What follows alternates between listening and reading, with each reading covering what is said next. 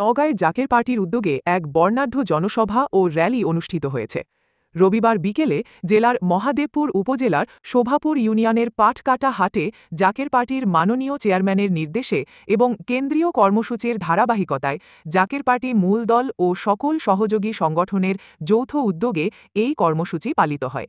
সভায় মহাদেবপুর উপজেলা জাকের পার্টির সভাপতি আফতাব উদ্দিনের সভাপতিত্বে প্রধান অতিথি হিসেবে উপস্থিত ছিলেন জেলা জাকের পার্টির সভাপতি দেলোয়ার হোসেন ডাবলু।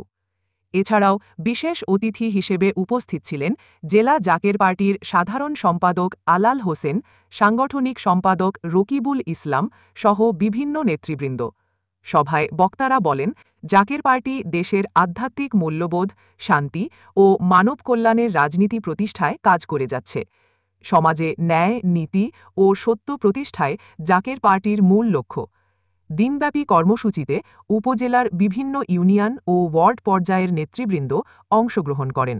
পরে দোয়া মাহফিল অনুষ্ঠিত হয়। এই জাকের পার্টি একটি শান্তির নাম, জাকের পার্টি একটি ভালোবাসার নাম, জাকের পার্টি একটি প্রেমের নাম, জাকের পার্টি একটি মহব্বতের নাম।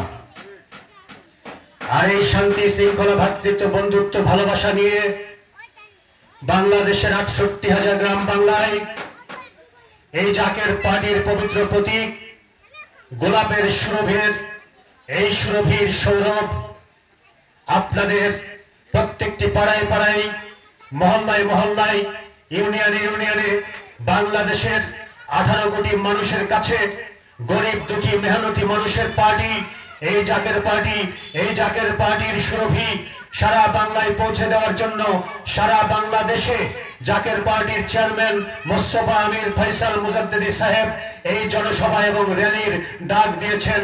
তারই ধারাবাহিকতায় আজকে হাট পাটাঘাটায় এসে আমরা আপনাদের দ্বার প্রান্তে এসে এই পবিত্র গোলাপের দাওয়াত আপনাদেরকে আমরা দিয়ে যাচ্ছি।